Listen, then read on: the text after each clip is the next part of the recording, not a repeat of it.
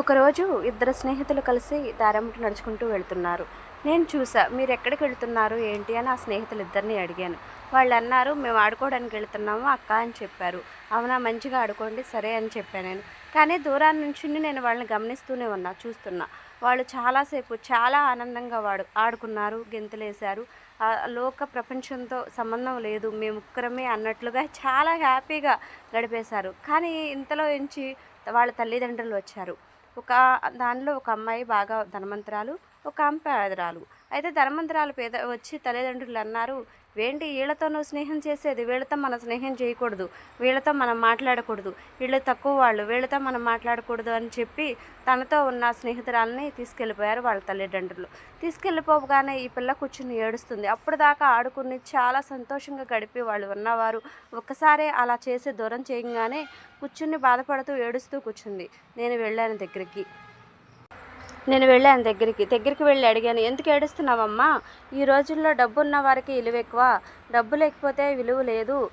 మనం స్నేహం చేస్తున్నాము, స్నేహంలో పేద ధనిక అన్నది తేడా లేదు.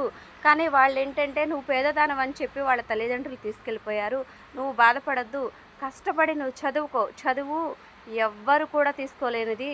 ఉన్నవారి దగ్గర డబ్బు ఉందనుకో, నలుగురికి పంచుతారు, ఖర్చు పెట్టేస్తారు, డబ్బు అయిపోతుంది. కానీ చదువు మాత్రం నీ దగ్గరే ఉంటుంది, జీవితాంతం నీతో తోడుగా ఉంటుంది. నువ్వు దూర ప్రయాణాలు చేసినా, విదేశాలకు వెళ్ళినా నీ చదువు నీకు ఉపయోగపడుతుంది. నువ్వు ఇప్పుడు బాధపడుతూ కూర్చున్నావు అనుకో, నువ్వు ముందు అడుగు వేయలేవు. నువ్వు బాధపడద్దు, ఒక అడుగు ముందుకు వేసి చూడు, విజయం నీ సొంతం అవుతుంది. ఆ రోజు నువ్వు పేదరాలు అని చెప్పి నీ స్నేహాన్ని తీసుకువెళ్ళిపోయారు వాళ్ళ తల్లిదండ్రులు ఉన్నవాళ్ళు. కానీ అదే స్నేహితులు, అదే అమ్మా నాన్న నీ దగ్గరికి వచ్చి నీ దగ్గర చదువు మంచి స్థానంలో నిలబడినప్పుడు నీ ఫ్రెండ్ని తీసుకొచ్చి నీకు అప్పచెపుతారు. నువ్వు మాత్రం ఏడవద్దు, బాధపడద్దు. బాధపడుతూ కూర్చున్నామనుకో మనం ఏమీ సాధించలేము.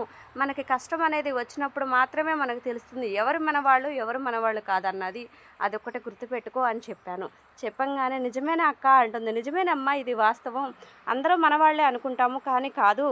ఎవరో ఒక్కరు మాత్రమే మనకి, ఎవ్వరు తోడు ఉండరు. జీవితాంతం నీకే నువ్వు తోడు, నీ నీడ కూడా నీకు తోడుగా ఉండదు. నువ్వు నీకే తోడు. నువ్వు చక్కగా నిలబడి నువ్వు చదువుకుని ముందు స్థాయిలో నడువు, అప్పుడు నీ స్నేహితురాలు నీ చెంత చేరుతుంది. మంచిగా చదువుకో, నువ్వు విజయం సాధించు అని చెప్పాను. నేను చెప్పిన మాట రైటే అంటారా, ఎవరైనా తప్పు చెప్పారంటారా? తప్పుగా చెప్తే ఇలా కదక్క ఇలా చెప్పావు అని కామెంట్ చేసి చెప్పండి. అందరూ బాగుండాలని మనస్ఫూర్తిగా దేవుని కోరుకుంటున్నాను. ఈ రోజైతే నాకు 500 మంది సబ్స్క్రైబర్స్ పూర్తయ్యారు. అందుకని హ్యాపీగా ఉంది. ఇంకా ముందుకు వెళ్ళాలి అని కోరుకుంటున్నాను. తప్పకుండా మీరందరూ నన్ను ముందుకు తీసుకువెళతారని దేవుణ్ణి మా తమ్ముళ్ళు చెల్లెమ్మలు తప్పకుండా నన్ను ముందుకు తీసుకెళ్తారని కోరుకుంటున్నాను.